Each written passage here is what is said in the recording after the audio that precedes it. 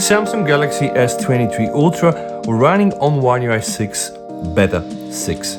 So, if you know my channel, you know the stuff that I do. If you're here for the first time, please enjoy this video. What you are going to see in this video, besides the usual test that I do on the One UI 6. Several days ago, I posted on my community pages and also next that I'm testing the Beta 6 ZWJ6, and I asked you to ask me any questions if you want me to follow up on something. So today what you're gonna see in this video is actually what you requested me to cover. So it's gonna be a bit of a different approach, and the only reason for this is we're very close to the One UI 6 stable release. So honestly, I just believe that most probably we're either getting another beta or we're just going to straight get the One UI 6 stable, hopefully by end of October. So your question were around image processing, if there is less over sharpness, also about image quality. You wanted to see if there are any changes to always on display, to widgets. You wanted me to check on the predictive gestures, and also you wanted me to check if there are some bugs when I'm deleting messages in the notification panels. Of course, the regular stuff like animations and camera and battery, and also of course performance, guys. And also besides this, you wanted me to see and check also the camera transitions, also to check if the animations finally are non-linear, which I can give you the answer straight away. No, they are linear since the ever first beta we had. And of course also focus on usability, even on the ecosystem. So I'm using here the Galaxy Samsung Watch 5 with this, and by the way, I can still not take calls with the Beta 6, which is quite frustrating. And the main question really is Beta 6 anywhere near stable? I'm just quoting Nishan right now. Are there any improvements in animations? Because there are really a lot of other people and YouTubers and users that are claiming this beta is almost really close to perfect, or that, I'm quoting Nishan, the animation got way smoother. So if you want to find the answers in this video, guys, please watch the full video.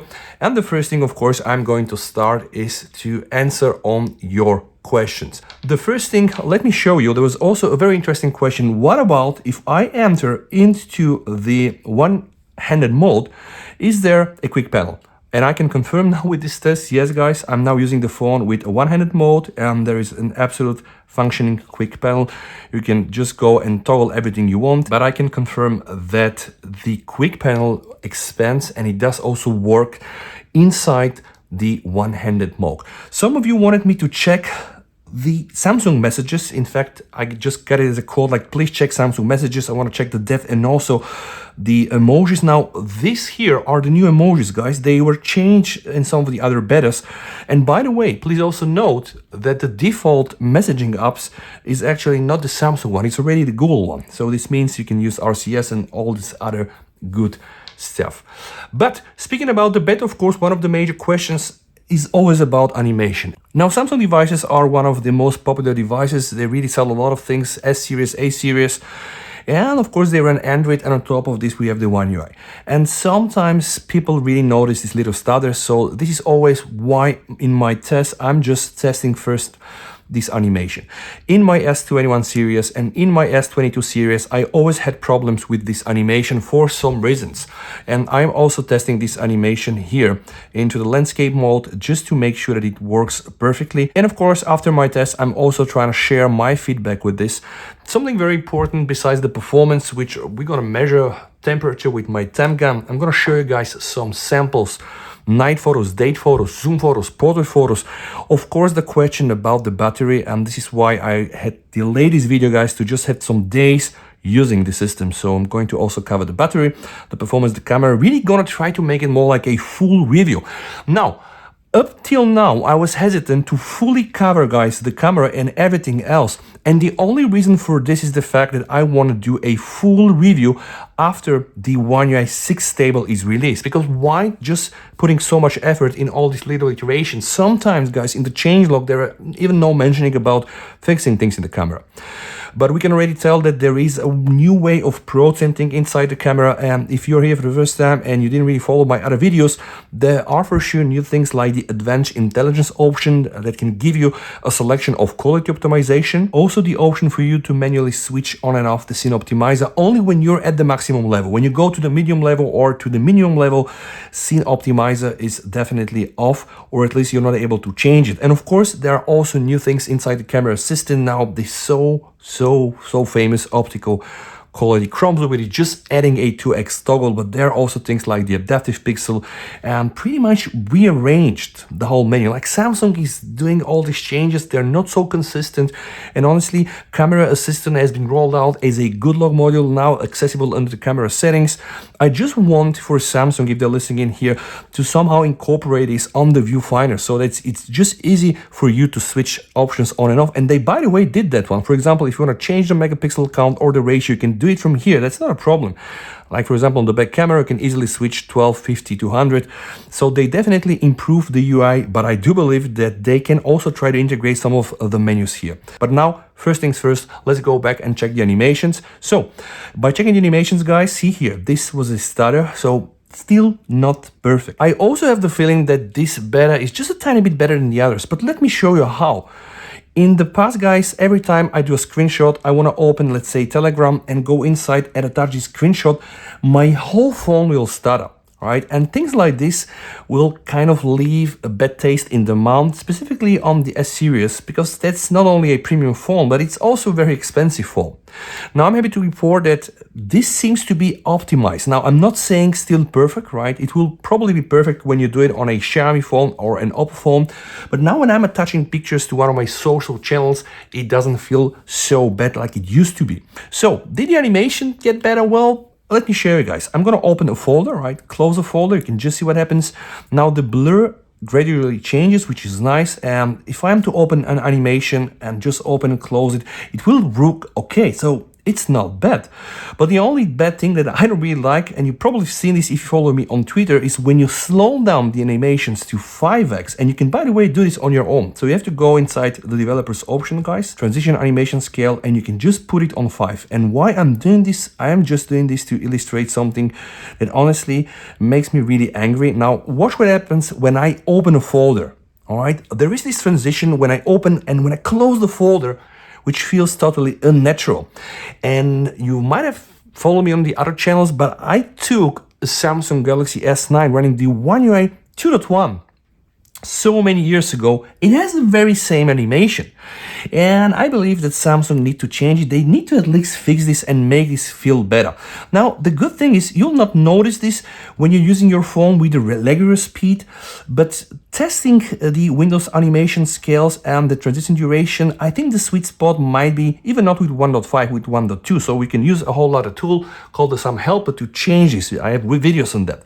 Now, back to this. Another thing that I believe needs fixing is this one here. The moment I enter the app drawer, guys, see, at some point, just before I enter in the app drawer, the animation is not so smooth. And I realize this is absolutely nitpicking, but we kind of need this nitpicking to really make or force Samsung to listen, hopefully, and try to improve it.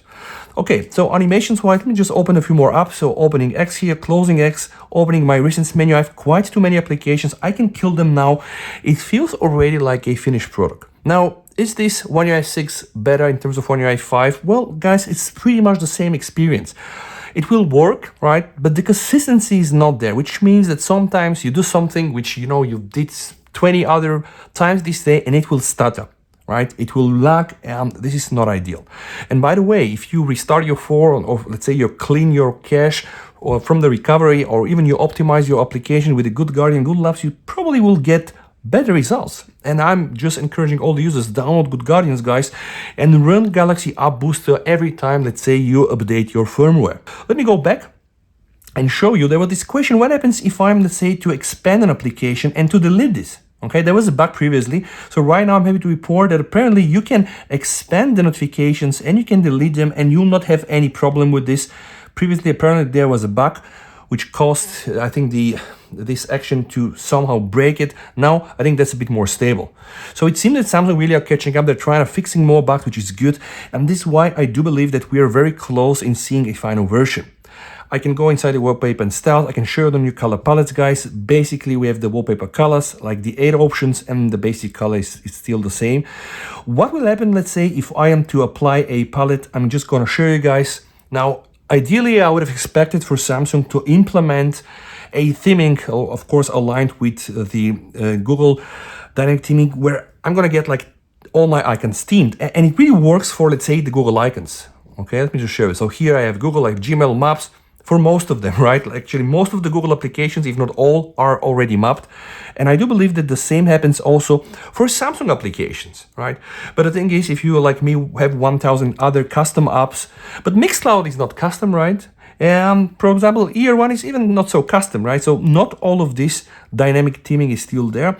And I'm not even sure if they have an option to somehow fix it. By the way, if you use Good Luck, there are options for you to totally change this and make this really just suit this up to your personal test. But now I'm just going to remove this. Why I'm doing this also for you to see like how quick the phone responds, so it's not really so slow. And now guys, the next thing that I want to show you is the photos. There is this very huge drama with Samsung camera. Apparently people shooting with the Samsung One UI 6 Beta, the over sharpness of the pictures, the one that are taken with 12 megapixels is just killing the people, guys. So there are of course these other issues, and these other issues is when you take a picture, you know, with the night mode. So apparently when you go and zoom up the sky, there will be these bending issues that look so bad. Honestly, my personal feeling is that this somehow has been improved, or at least improved comparing the first and the second beta. So right now, guys, I'm going to show you, I did several samples in the night to also check what happens with the lens flare, and also of course also with moving objects to just see if I'm able to get that switch shot. So this here is on my testing on the night photos. So this here is, let's say, a stock photo, right, without the auto night mode, and here is with the auto night mode. So I'm happy somehow with the results, although I'm posting those pictures on social media and a lot of people are trashing them, and they're comparing it with the Xiaomi 13 Ultra and with the Oppo Find X6 Pro, guys. But this here is another 1-inch sensor, right? So it's totally different story. Now this here, can just check, guys. This is a regular 1x photo. This here is, I believe, the 10x photo with the night mode, and it still looks quite nice. I mean, the details is there and you can at least read it. When I was trying to shoot moving objects, I was not so lucky. So apparently the only option for you right now to just get this perfect result, specifically night mode, is to just use the pro camera and play with the shutter speed and ISO, and then you can probably just get a perfect picture, but not in the manual mode. Some more night samples, guys. This one is quite nice. This is the 1x. Now I'm gonna zoom the 3x. Now I'm gonna zoom the 10x, and it's very clear. And even some people on Twitter said, okay, this photo is not so bad. This is the 30x, which is honestly very impressive for me, although there are people that will say this is trash, so apparently it's just also up to some personal experiences. Now let me show you some other pictures. This is again taken in very, I would say, dark environment. So the moment I was trying to shoot it on 1x, 12 megapixel, it was nice. The moment, of course, I went on 3x and the cat started to move, all right, yeah, the results were not so good. Now, sometimes, you know, sometimes when the cat is not moving, boom, like this one here, you're able to just get some nice photos, but they're blurred. Somehow the focus is not there. And yeah, it's 3x, right? And even when you go 10x is crazy, right? But you know how it goes in photography, guys. It's not always just to get the best picture in terms of ISO, in terms of shutter speed, in terms of exposure. It's sometimes just the moment. Like, take a look at here. Like, I just took a picture, right, of the building. I really was liking the sky because the sky is very dark and we have some sunlight piercing, which is really putting a lot of strain on the HDR. And then boom, I got this bird flying. The bird is absolutely perfect in time. So in my book, this is really a good picture. Now that's a crop of the same bird. So I would say, yeah, I'm quite okay with this. The same scenario here, darker sky with some white clouds and still some sun is piercing through to just let us know, all right, we want to test the HDR. So this is 1x. We have here, this is a big pigeon on a street lamp. Then I'm going to the 3x, guys, zooming in, and it looks so sharp to me. And by the way, even here in the background, there are some other flying birds. And now the next zoom, guys, which is, I believe, 10x, which is really looking great. Now, there is something with 10x, sometimes it will just add this artificial glow around the object, which is not good, but it's the way it is. Now, let me show you the front camera, guys. Some people were asking me on Twitter, what about, you know, fixing the distortion image on the front camera? And I myself, not using the front camera so much. This is here the regular photo. This is the portrait photo. Now, I did the portrait photo to just test the cutouts. They're not perfect. You can just see it here on my hair. It's definitely not working like, let's say, the iPhone 15 Pro Max or the newer phones out there. I'm just eagerly waiting to get my hands on the Pixel 8 Pro and test it there. But overall, it's still doing a not so bad job. See the ear here, the beard, you know. I would say this is, according to my book, it's a nice picture. Now, some day photos, guys, again, trying to test that HDR. We have sun, we have clouds, and we have also the dark clouds here, because again, this is putting a lot of strain on the phone, and sometimes the sky might look not so natural. To my book, these pictures are very nice. So honestly, I'm happy with the quality. Now, the question here is, what about over processing, over sharpening? I think it's still there, because when you zoom in, you're gonna see there is also a bit of a noise, and it looks a bit more sharp than it usually should be. Then you can just go and change, let's say 12 megapixel to 50 megapixel and just get a better picture. I also tested the different megapixels. So this here is 12 megapixel, this here is 50 megapixel, and this here, guys, is 200 megapixel. Now, if you're looking just as on a regular picture like this, the weird thing is that they have really different rendition. And this is driving me crazy, guys, because see here, the 12 megapixel picture, guys, really is over sharpened. The 50 megapixel one absolutely looks better. I mean, a bit more softer and more natural. The only problem that I have with this is that look at the colors, guys. It's just like a different picture. How is this possible? I was just standing there, right? You can just see I did it exactly at 1917. The next picture I did immediately was, okay, 1 minute later, but it was just very soon after that. And the 200 megapixel picture still looks like the 12 megapixel picture in terms of color rendition. But see, the 12 megapixel is really over sharpened, 50 megapixel doing a better job, more natural, even the colors are likable, and the 200 megapixel, guys, is again weird. But look at this, guys, you know, if I'm to zoom here, the level of details is really absolutely stunning. Now, thing is, are you a 200 megapixel photo person? Because honestly, I'm not. Now, let me show you guys some full body portraits. Again, the colors are very nice, and the cutouts, guys, if you're doing like a full body portrait, you would expect really the object to shine, and this really happens. The object really stands out. In my case, that's here the same. I mean, I was just checking the hair now. Not ideal, right? Some people will say that's very bad, and probably it is, but overall, when you just zoom the picture out, you'll have some very nice results. And this picture kind of proves it. So in my book, this is really a good picture. Now, technically, maybe not the best portrait, because look at the cutouts. I just want to find one example here with my hair so that you can just check. See here, guys, this is very bad, right? In an ideal world, when you do a photo portrait, all the cutouts would be really perfect, but they're not. But in the end of the day, guys, it's really a phone and it's taking good pictures. On the next one, guys, I'm testing the zoom camera. This is the 1x. You can see here, this is going to be my zoom object. This is the 10x, looking still great. And we have here this HDR glow I was talking about. The sky is not so good, but let me just zoom back. Yeah, this was the real sky, see? And now, guys, we have the next zoom. The next zoom is 100, and it's still incredible, right? So I certainly believe that S23 Ultra is one of the best cameras out there. You want to take zoom photography. Testing some of the macro photos, guys. See, amazing level of detail. Same here, very beautiful details, very spot on and lively picture. We have covered the camera, we have covered the animation, we have covered some of the bugs that hopefully were fixed. Now let me just show you some of the widgets. Okay, loading weather information. All right, let me show you the YouTube widget. All right, quite nice. As you can just see, all the animations rendered correctly. No lags whatsoever. So again, I just have a feeling that this time it's a bit better. And I know I say it all the time, and it's probably placebo, guys.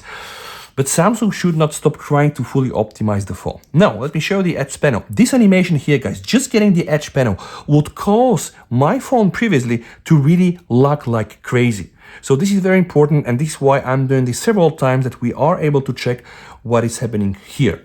Now, something else, let us check the split screen. I have this pre-default set with the Telegram, and also, of course, with Twitter here, with X. You know how it goes, guys. You can either change things around. You can decide to zoom out one application, all right? And you can then go into the pop-up mode, which you can do like this, if I'm lucky, all right? Like this, pop-up mode, and then you can have several like this. Honestly, no issues whatsoever. Some people wanted to check the camera transition, so I'm gonna open the camera, switch it back, front, all right? Go outside.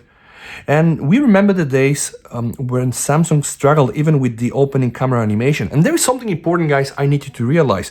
When I'm using my phone, see, this was a stutter, but when I'm using my phone, it maintains 120 Hertz. Right?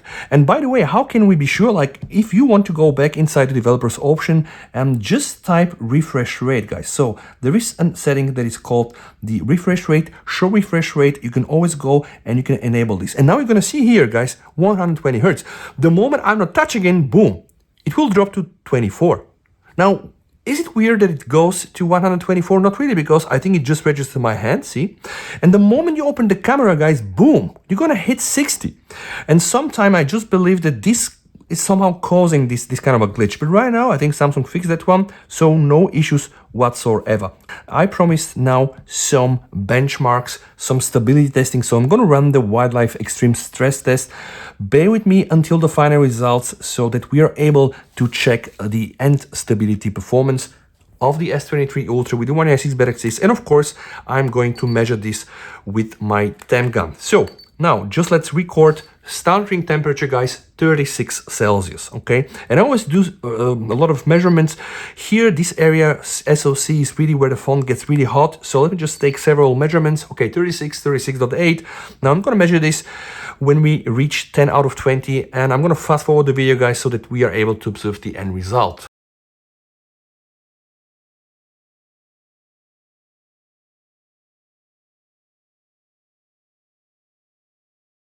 Loop number 5, another temp check. We are now at 44.9, almost 45 Celsius.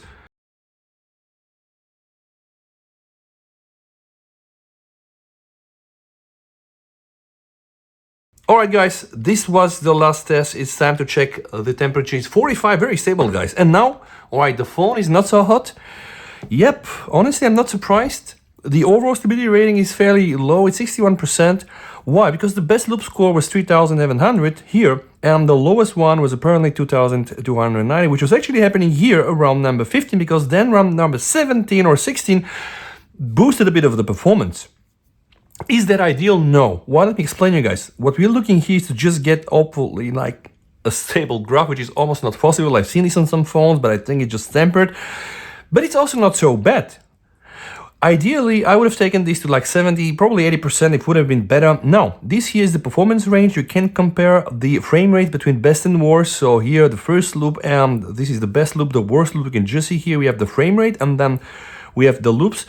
Performance monitoring, guys. Battery, 48 to 33%, which is not so bad. And the temperature, guys, fairly stable from 33 to 42 Celsius. The frame rate is 10 FPS to the highest, which was 27. And you can just see here, guys, this is the battery drain with the frame rate. So I would say it's not ideal.